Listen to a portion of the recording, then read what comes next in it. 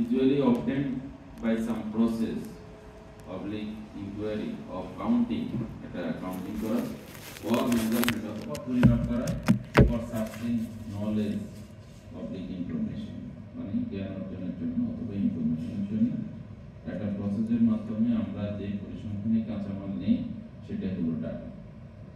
Data হলো দুই প্রকার, কোয়ালিটেটিভ ডাটা আর একটা হলো কোয়ান্টিটেটিভ ডাটা। নামের সাথে মিল খুঁজে পাওয়া যায়, তাই না? কোয়ালিটেটিভ ডাটা দেখো, উদাহরণগুলো দেখেন। এটা তো কত গেলের মতো ব্যাটারি ডাউন মনে হয় ঠিকই করে সকালে আসে আগে এগুলো ঠিক করবে 10 মিনিট আগে চলে আসে।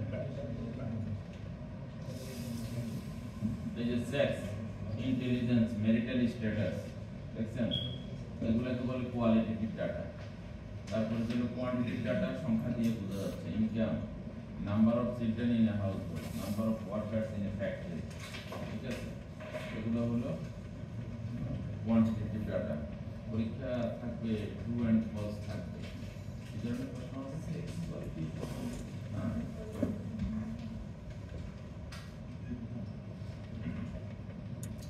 অ্যাকর্ডিং টু সোর্স, উৎস অনুসারে আবার ডাটা দুই প্রকার। উৎস অনুসারে কয় প্রকার? দুই প্রকার, primary data, secondary data. Primary data কোনটা? সরাসরি থেকে আপনার যেটা কালেকশন করবেন এটা নাম হলো প্রাইমারি ডাটা। আর সেকেন্ডারি ডাটা কোনটা? Data collected from public materials or any other sources. এটা পাবলিশ হতে পারে, নন পাবলিশ হতে পারে, পুরো একটা এমএসসি হতে পারে, ঠিক আছে? বই হতে পারে, জার্নাল হতে পারে, পত্রিকা কাটিং হতে পারে, এগুলো সবই হলো secondary source. Classification of data, data ক্লাসিফিকেশনটা কি? ডাটা ক্লাসিফিকেশনটা হলো মূলত ডাটাকে বাংলাতে বলে ডাটার শ্রেণীকরণ, মানে ডাটাটাকে ভাগ করা, ঠিক আছে? Data classification is the categorization of data for its most effective and efficient use.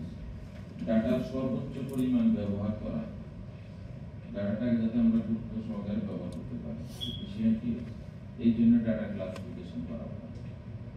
It is the process of arranging individuals in groups or classes according to their affinities. তাদের সাদৃশ্যতা অনুসারে তাদেরকে আলাদা করা, ঠিক আছে? যেমন আমরা যদি বলি যে নিষ্পত্তির যে পেজ হচ্ছে ফাউন্ডেশন ট্রেনিং কোর্স, এখানে কতজন ফিমেল পার্টিসিপেন্ট আছে? কতজন আছে? 14 জন। এখন 14 জন আছে, আমি ডাটাটাকে কয় ভাগ করলাম? 2 ভাগ, মেল এবং ফিমেল। এটা না হলে শ্রেণীকরণ। আমি যদি 2 ভাগ না করতাম তাহলে এখানে মেল কয়জন, ফিমেল কয়জন বাই করতে পারতাম, ঠিক আছে? Its purpose is to condense the raw data to display points of similarity and dissimilarity in a particular character. একটা particular character উপর ভিত্তি করে তাদের similarity এবং dissimilarity একই উদাহরণ আছে, সেম এখানে প্রযোজ্য। সেক্সের উপর ভিত্তি করে ক্লাসিফিকেশন হতে পারে, তাই না? তারপরে যে আপনার অন্য একটা ক্লাসিফিকেশন হতে পারে যে বয়সের ভিত্তিতে এখানে ক্লাসিফিকেশন হতে পারে যে 35 এর নিচে কয়জন আছে, 35 এর উপরে কয়জন আছে, দুইটা ভাগে ভাগ হতে পারে।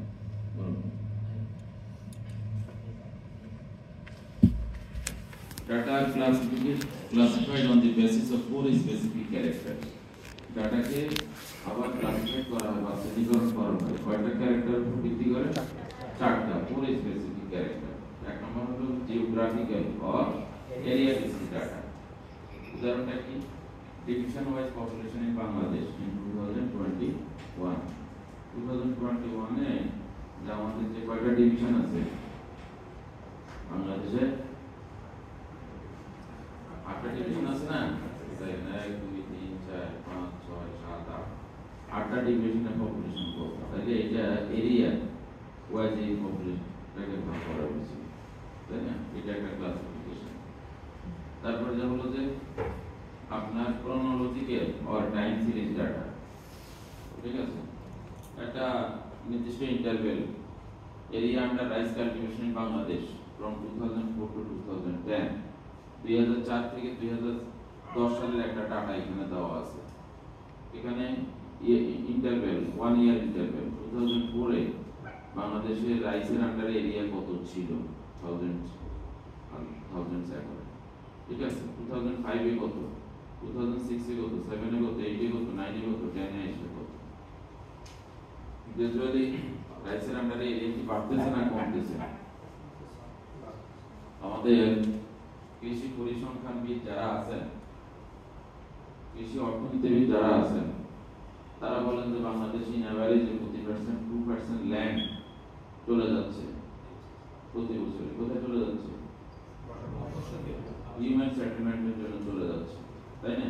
কিন্তু অন্যদিকে আবার দেখা যাচ্ছে পরিসংখ্যান এখানে বলতেছে যে এখানে বাংলাদেশে 2% ল্যান্ড, কিন্তু 2% ল্যান্ড না, মানে গ্রাজুয়ালি একটু ল্যান্ডের এরিয়া বাড়তেছে। How is it possible?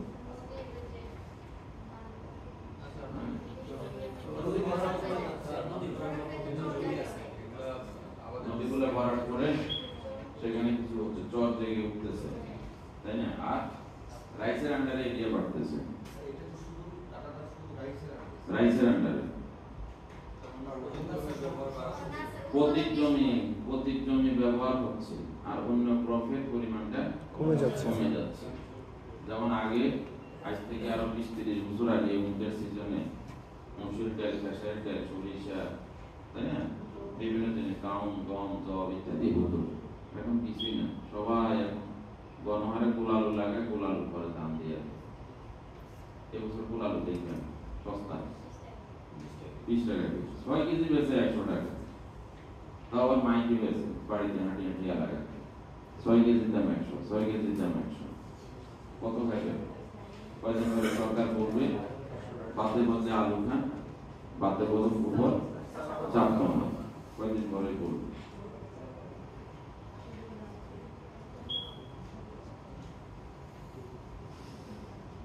বেশি করে আলু খান, বাতের উপর চাপ কম, আলু ভালো।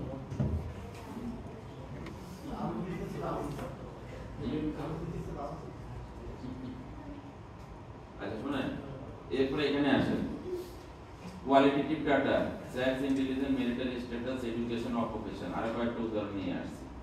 এরপরে একটা ডাটা ওই যেটা বলছিলাম ওটাকে দেখেন, আবার এখানে কোয়ালিটেটিভ প্যারামিটার সেক্সের উপর ভিত্তি করে যে ডিভাইডটা male female division wise population আছে, এখানে ডিভিশন ওয়াইজ মেল কত, ফিমেল কত, টোটাল কত।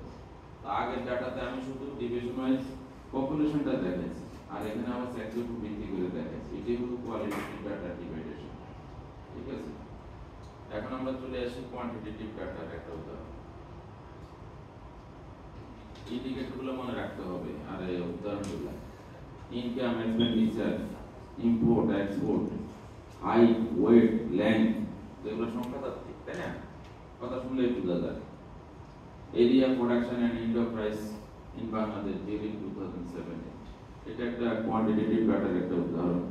একটা টেবিল এখানে সাজানো হয়েছে, দেখেন একটা সামাজিক গবেষণা, এটা যে ডাটাটা নেওয়া হয় ফিল্ড থেকে, এই ডাটার মধ্যে 5 to 10% এরর থাকে, 5 to 10% এরর থাকে, কিন্তু তারপরও এই ডাটার উপর ভিত্তি করে আমাদের পলিসি মেকাররা কিন্তু ডিসিশন নিয়ে থাকে, ঠিক আছে। যেমন এই ফিল্ড, এখন যে টেবিলটা দিলাম, এটা কি লেখা আছে আপনি যদি দেখেন, এখানে এই যে এরিয়া রাইসের সিজন কয়টা? 3টা, আমন, আউশ, বোরো। আর প্রোডাকশন মিলিয়ন মেট্রিক টন। আমনে কত প্রোডাকশন? 9.66, আউশে 1.50, আর বোরোতে 17.76। টোটাল হলো কত? 28 মিলিয়ন মেট্রিক টন। কবে? 2007-08 সালে। বর্তমান সময়ে এসে প্রোডাকশন কত জানেন? এই সময় এসে 50 মিলিয়ন মেট্রিক টন।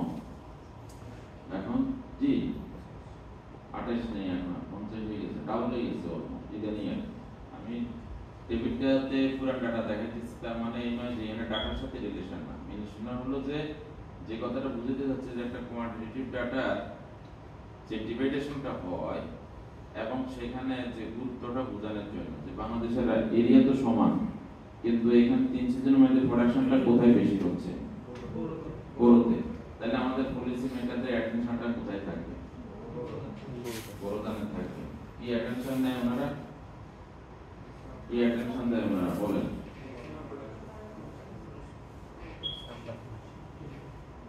এই যে এখন শুরু হচ্ছে যে কয়েকদিন পরে না বিদ্যুতের ক্রাইসিস দেখা দিবে, তখন জ্বালানি উপদেষ্টারা কি বলবেন?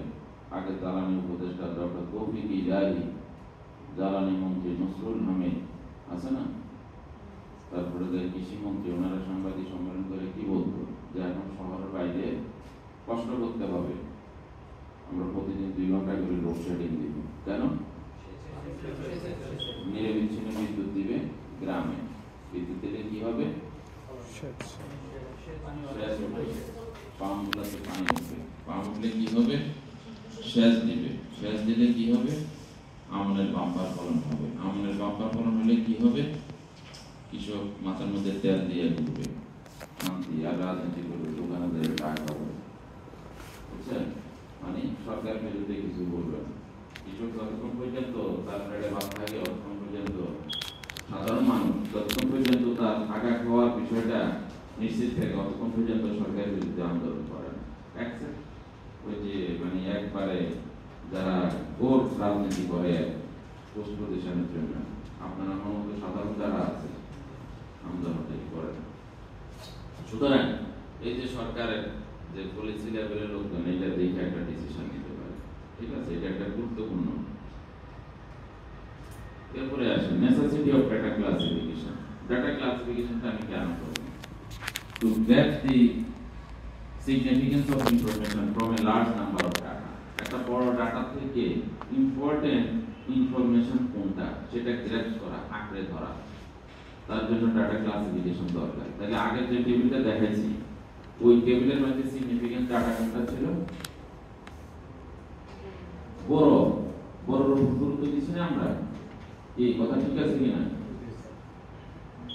পিছনে কি করে সব দেখে ফেলতেছেন, আমি যা বলতেছি হ্যাঁ নোট করতেছিলেন?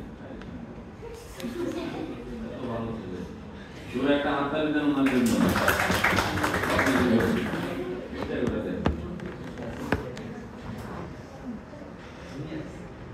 Proper classification is required for data presentation. Data presentation is জন্য এটা খুবই দরকার। To assess the relationship among the variables, classification of data is required. Come on. তারপরে চলে আসে টেবুলেশন। টেবুলেশনটা কি? টেবুলেশনটা হলো ক্লাস 8 এ পরিসংখ্যান পড়ছেন না? সবাই তো পড়ছেন, উপরে পড়ছেন অনেকে। ওই যে ওইখানে আছে না গড় মধ্যপত্র ফাইল করে যে খালি মার্ক দিয়ে, ঠিক আছে না? ওই পর্যন্ত জানলেই চলবে।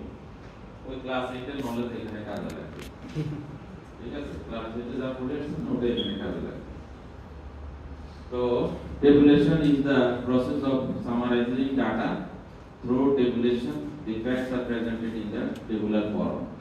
So টেবিলের মধ্যে আবার থাকে কয়েক ধরনের টেবিল থাকে। One way table, two way table, three or manifold table. One way table কোনটা? ওয়ান ওয়ে টেবিল হলো which is formed by one characteristics or variable. যে টেবিলের ভিতরে একটা মাত্র ভেরিয়েবল বা একটা মাত্র ক্যারেক্টার দিয়ে টেবিলটা সাজানো হয় তাকে বলা হয় ওয়ান ওয়ে টেবিল, ঠিক আছে? যেমন মনে করেন যে এখানে একটা উদাহরণ দেওয়া আছে, number of students of 4 different universities of Bangladesh. ব্র্যাকেটে কি দেখে দিছি?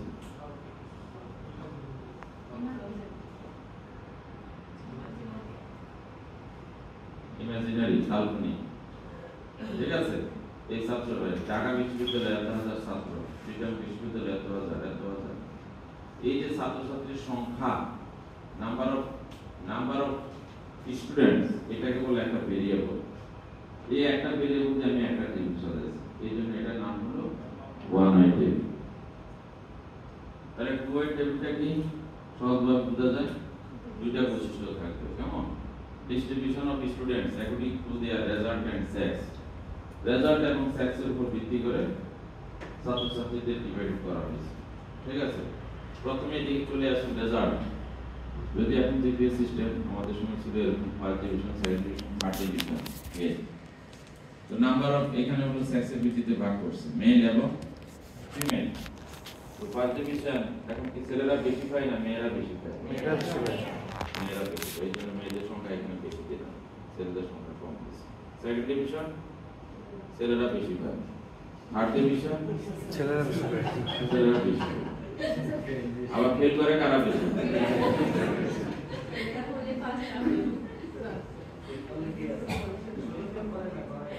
ইমাজিনারি মনে করতে না কিছু নাই কাল্পনিক আর কি তাই না তাই না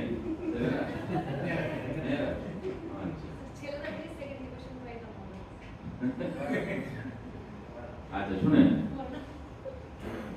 ওই যে এরপরে আসেন ট্রিপল অর ম্যানিফোল্ড টেবলস এখানে হলো তিনবার ততোধিক ক্যারেক্টার থাকবে তিনবার ততোধিক ভেরিয়েবল দিয়ে আমরা একটা টেবিল সাজাবো তো কি জানো দেখেন এখানে distribution of people according to their age, sex and marital status age, sex and marital status প্রথম হলো age 0 থেকে 15 16 থেকে 25 26 থেকে 35 36 থেকে 45 হবে কেমন আর সেক্স অনুসারে ভাগ করছে মেল এবং ফিমেল আবার ম্যারিটাল স্ট্যাটাস অনুসারে এটার আবার ভাগ করছে ম্যারিড আনম্যারিড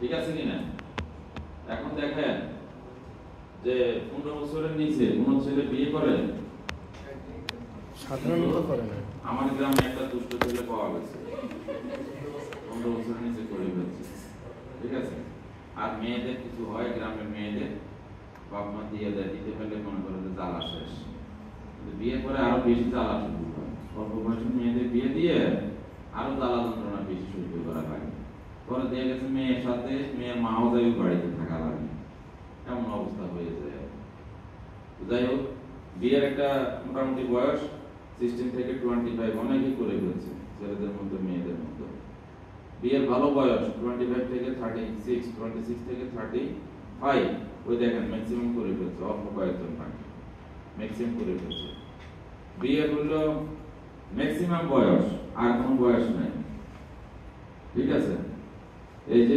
36 থেকে 45 ওই দেখেন সর্বোচ্চ সংখ্যক করিয়া গেছে এরপর আবার দুই একজন বাকি থাকবে এখানে ম্যাক্সিমাম করে ফেলছে এখানে দুইজন বাকি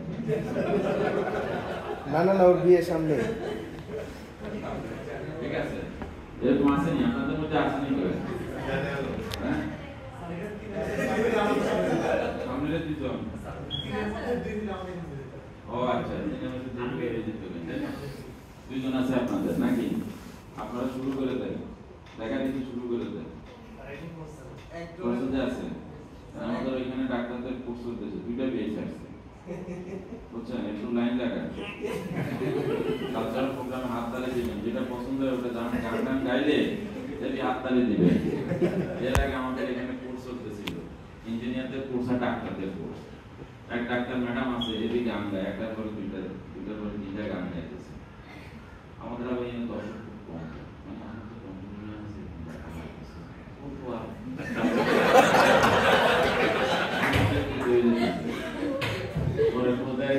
আমাদের কয়েকজনকে হায়ার করে বলো যে কাজের বিনিময়ে খাইতে কালচারাল প্রোগ্রাম গভর্ন বাই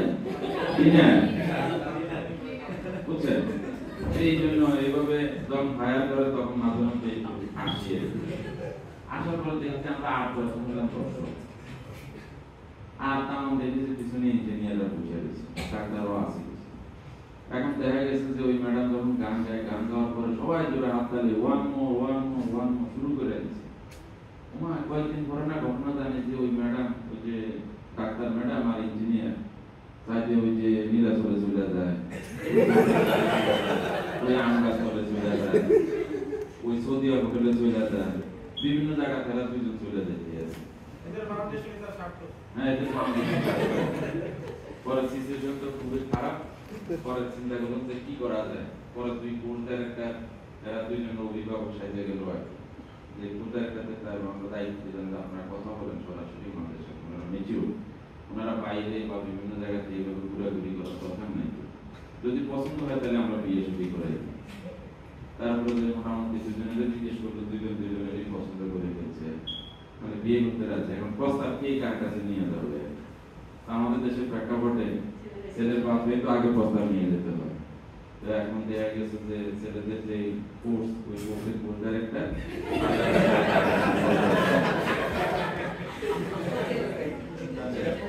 তারপরে মেয়ের যে গার্ডিয়ান, মেয়ের অরিজিনাল গার্ডিয়ান নাই, আমার যে কোর্স গাইড ছিল উনি মেয়ের মার লগে কথা বলছে, মা আছে ঢাকাতে আর কি। তো মেয়ের মা বলছে যে ভাই আমার যে স্বামী নেই, এখন আমার মেয়ে তো ম্যাচিউর, সে ডাক্তার, আপনারা যেটা ভালো মনে করেন, আমার মেয়ে যেটা ভালো মনে করেন আমার মা করতে। মেয়ের মা আলহামদুলিল্লাহ বলেন, এরপরে ইনশাআল্লাহ ডাক দিয়ে বল দুজনের বিয়ে করে দেওয়া হয়েছে। এই বয়সে বাড়ে স্যার কত সালের কাহিনী স্যার এটা? এটাই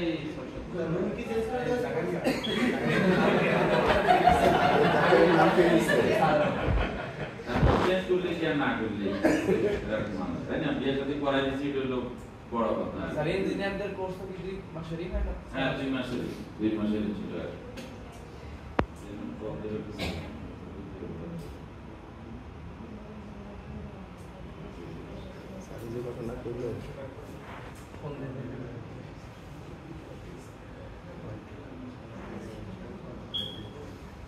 যাই একটু মজা নিলাম। কেন মজা নিচ্ছি জানেন? নেই ঘুমাইতেছিলেন অনেকে দেখে, আমার ক্লাসে ঘুমাবেন এত বড় সাহস? হ্যাঁ, ঘুম দৌড়ানোর জন্য বললাম আর কি, সামনে আগাই নাকি? এখন আসুন যে different parts of A table. একটা টেবিলে তৈরি করবো আমরা, একটা টেবিলের পার্টসের মধ্যে কি থাকে আর কি।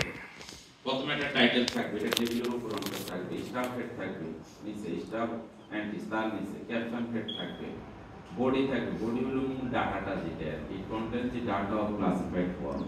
ফুটনোট এটা টেবিলের নিচে থাকবে। আমরা টেবিলের ভিতরে কোনো জিনিসের বর্ণনা দেওয়া দরকার, দিতে পারতেছি না, এখানে একটা স্টার চিহ্ন দিলাম, ওই স্টার চিহ্নটা আবার নিচে দিয়ে দিলাম যে স্টার চিহ্ন দ্বারা কি বুঝে, এটাকে বলে ফুটনোট। সোর্সটাও টেবিলের নিচে আছে, কোথায় আসবে? টেবিলের নিচে আসবে, ঠিক আছে? এই সোর্স মানে ডাটাটা আমরা কোথা থেকে সংগ্রহ করছি, কবে সংগ্রহ করেছি। আচ্ছা, তারপরে যাইয়া এই যে একটা ডেমি টেবিল আছে, title, staff head, staff entries, caption, হ্যাঁ, কলাম হেড কলাম, তারপরে এটা হলো বডি, বিওডি বাই বডি মানে ডাটাটা, ফুটনোট আর সোর্স। একটু লেখা পূর্ণ করতে দিবি, সময় কম যেহেতু একটু দেখে চলে যাচ্ছি না। এরপরে চলে আসুন যে এটা principles of construction of A table. আপনি তো আপনার ডাটাগুলো নিয়ে টেবিলেশন করার পর আপনি টেবিল বানাবেন। তো টেবিল বানাইতে গেলে আপনাকে টেবিলের টাইটেল লিখতে হবে, ফুটনোট লিখতে হবে, বডিটা বানাইতে হবে, সোর্স লিখতে হবে, এই জন্য এগুলো আলোচনা করলো।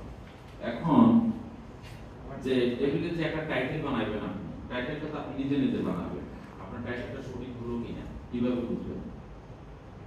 যে টেবিলের টাইটেলটা লিখবেন, ওই টাইটেলটাকে 3টা প্রশ্ন করবেন, আপনি নিজে নিজে প্রশ্ন করবেন, কি, হোয়াট, হোয়ার, হোয়েন। যদি 3টা প্রশ্নের উত্তর যদি ওই লাইনটার মধ্যে থাকে, তাহলে বুঝতে হবে আপনি টেবিলের টাইটেলটা ঠিক আছে। কথা ক্লিয়ার? 3টা প্রশ্ন করবেন। আরে মানুষের চালাকি বাস না করবে।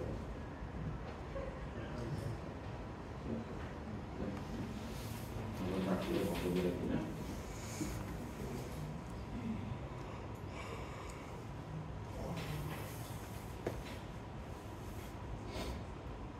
table should be as simple as possible. Table যত simple হবে তত ভালো। Each row and column should be labeled clearly and concisely. The specific units of measurement for the data should be clearly stated. মানে data measurement unit গুলা লিখতে হবে। তারপর if codes or symbols are used, they should be explained in the footnote. যদি কোনো symbol আমরা use করি তাহলে সেটা ফুটনোটে বর্ণনা দিতে হবে। The size of table should not too large. টেবিলটা খুব বড় হবে না। If data are not original, source should be mentioned. ঠিক আছে? এই কয়েকটা কথা একটু পড়বেন, এর মধ্যে দুই একটা থাকবে আর কি। এখন চলে আসুন যে আমরা যে করব, সরাসরি একটা एग्जांपले চলে যাই। ধরেন একটা ভেরিয়েবল দিয়া আপনি ডাটা কালেকশন করলেন, 2 থেকে 10 জন, 20 জন, 30 জন, 40 জন ডাটা কালেকশন করলেন, যে কোনো একটা ভেরিয়েবল, হয় তাদের মান্থলি ইনকাম, হয় ব্যাগ অথবা এডুকেশন অথবা তাদের ফ্যামিলি সাইজ বিভিন্ন প্যারামিটারের উপরে আপনি ডাটা কালেকশন করলেন। সেই ডাটাগুলোকে আপনি কিভাবে ক্যালকুলেশন করবেন এটা হলো দেখার বিষয়। ঠিক আছে, এখানে একটা উদাহরণ দেওয়া আছে, দেখেন given below are the monthly income of 40 doctors who participated in the foundation training course at BART in 2020 20 সালে 40 জন ডাক্তার আসছিল যাদের মান্থলি ইনকাম নেওয়া হয়েছিল। এই যে একজন বলছে, কেউ বলছে 20,000, কেউ বলছে 22,000, কেউ বলছে 50,000, যে যা বলছে আমি এখানে লিখলাম। ঠিক আছে, লেখার পরে এখন বলা হচ্ছে কনস্ট্রাক্ট এ ফ্রিকোয়েন্সি ডিস্ট্রিবিউশন টেবল। একটা ফ্রিকোয়েন্সি ডিস্ট্রিবিউশন টেবল তৈরি করতে হবে কনসিডারিং দি অ্যাপ্রোপ্রিয়েট ক্লাস ইন্টারভেল। একটা অ্যাপ্রোপ্রিয়েট ক্লাস ইন্টারভেল নিতে হবে এন্ড ড্র অ্যান ইন্টারপ্রিটেশন, এবং একটা ইন্টারপ্রিটেশন ড্র করতে হবে, মানে টেবিলে একটু বর্ণনা লিখতে হবে।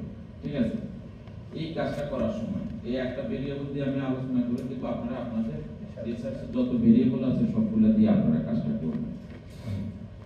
এটা করার জন্য এই ডাটাগুলোকে আগে এইখানে যে ফরম্যাটে আছে এই ফরম্যাটে একটা সাদা কাগজের মধ্যে আগে ডাটাটা লিখতে হবে।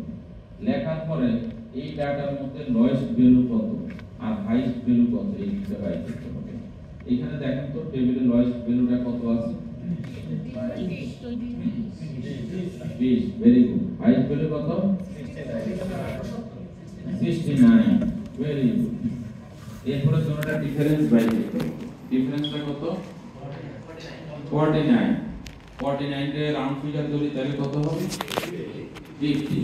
50 কে তার 5 বা 5 এর গুণিতক দিয়ে ভাগ করলে রো এর সংখ্যা চলে আসবে। যদি 5 দিয়ে ভাগ করি তাহলে কয়টা রো হবে, 10টা রো। আর 5 এর গুণিতক 10 দিয়ে ভাগ করলে হবে কয়টা রো, 10। কোনটা নেব, 5টা রো নেব না 10টা রো নেব, 5টা রো নেব। বলছি না table should be as simple as possible. তাহলে কত ইন্টারভেলে ডাটাটা হলো, 10 ইন্টারভেলে ডাটা হলো, 10 ইন্টারভেলে ডাটা হলো, আর আপনার 5টা রো হলো। ঠিক আছে, তাহলে প্রথম ডাটা কবে থেকে কত থেকে শুরু হবে, 20 থেকে 30 না 20 থেকে 29, 20 থেকে 29, 30 থেকে 39, এখানে 10টা ডাটা আছে। ঠিক আছে, এরপরে আপনি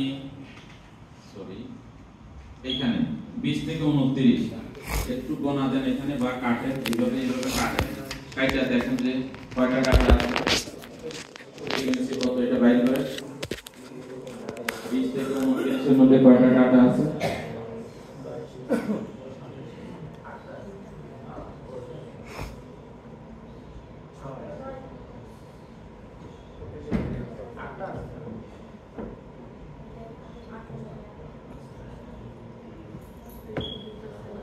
কয়টা বলেন, 8টা। Very good.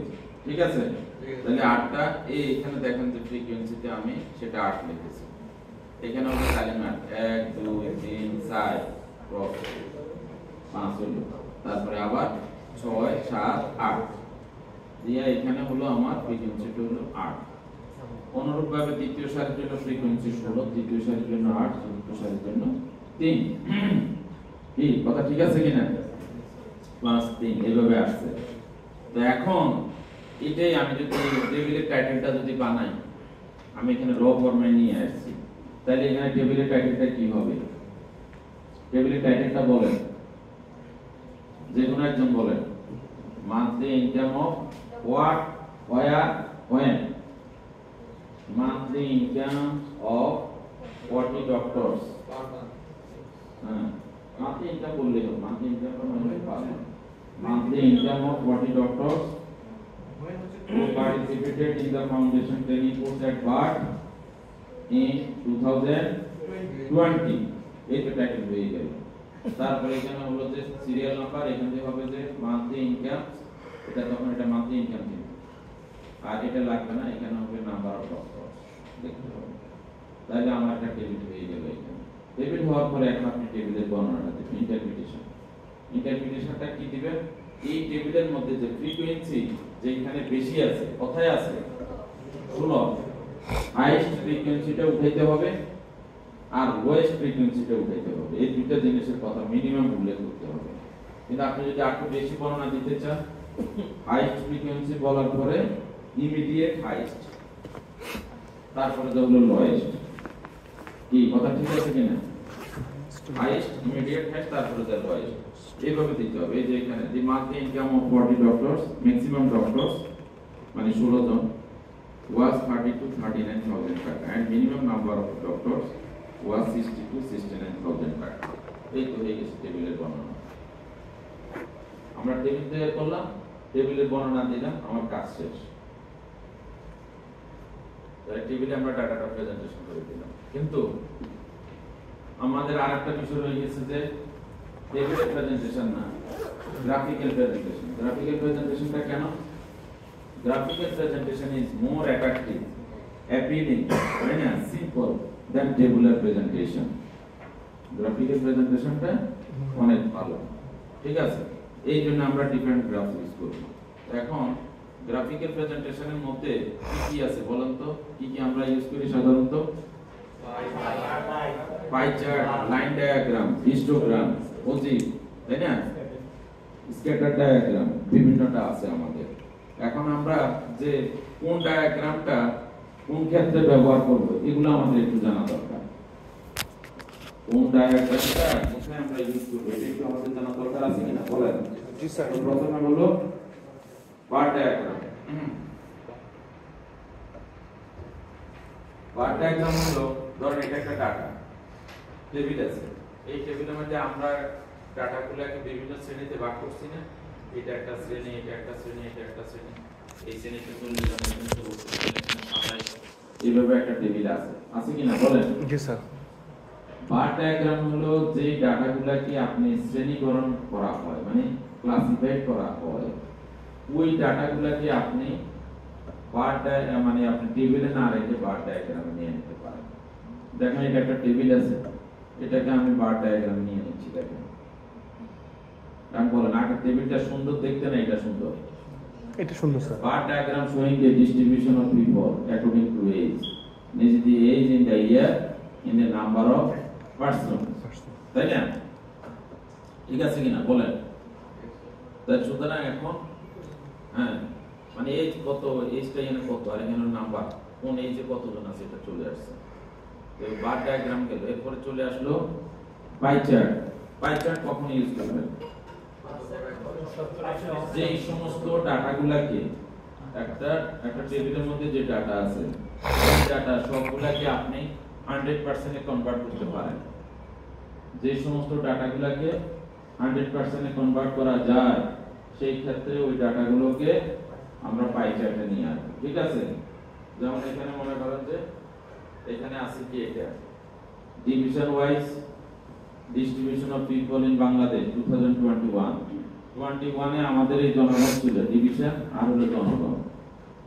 এই জনগণটাকে আমি পরে 100% এ কনভার্ট করছি, এটাকে টোটালটা দিয়ে ভাগ করে 100 দিয়ে গুণ দিয়েছে, এই ফিগারটা আসছে। এই যে টেবিলটা আসলো, এই টেবিলটা পড়তে কি আমাদের কাছে ভালো লাগে? না স্যার। দেখতে ভালো লাগে? ভালো লাগে। কিন্তু এটাকে যদি আমরা পাই চার্টে নিয়ে যাই, দেখছেন pie chart of population in Bangladesh 2021, হ্যাঁ একেবারে কালার সহ চলে আসছে। ইভেন পাই চার্টের ভিতরে আপনার ডাটাটা ইনসার্ট করা যায়, পার্সেন্টেজটা দেওয়া যায়, সুতরাং এটা অনেক সুন্দর, ঠিক আছে? এরপরে চলে আসেন যে লাইন ডায়াগ্রাম। লাইন ডায়াগ্রামটা কোথায় হয় মনে রাখতে হবে, এই লাইনগুলো একটু মনে রাখতে হবে। এখানে one important application of the line diagram is to study the change of various economic indicators. Change of various economic indicators like production, population, income, expenditure, export, import, etc. over time can be present in the line diagram. একটা সময়ান্তে যে ডাটাটা হয় আর কি, হ্যাঁ বাড়ে বা কমে, সেই ক্ষেত্রে আমরা এগুলো লাইন ডায়াগ্রাম করব, ঠিক আছে? উদাহরণ দিয়ে দিচ্ছি।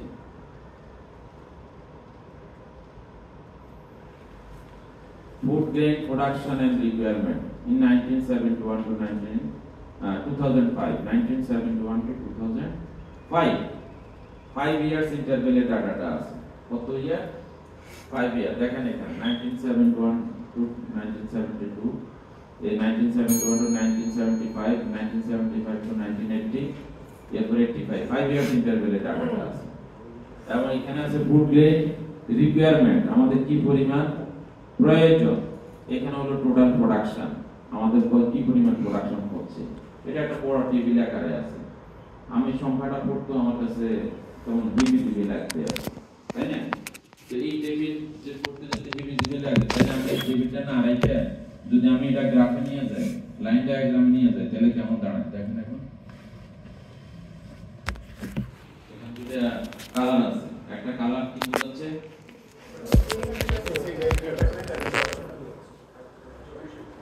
এই যে এটা হলো প্রোডাকশন। 1971 এ প্রোডাকশন কম ছিল, ফুড গ্রেন রিকোয়ারমেন্টটা বেশি ছিল, পরে আস্তে আস্তে প্রোডাকশনও বাড়ে, রিকোয়ারমেন্টও বাড়ে। পরে 2005-6 এর দিকে আইসে এই দেখেন যে ফুড গ্রেন রিকোয়ারমেন্টের তুলনায় প্রোডাকশনটা বেড়ে গেছে। তখনই ওই যে আমাদের আমলি সরকার সর্বপ্রথম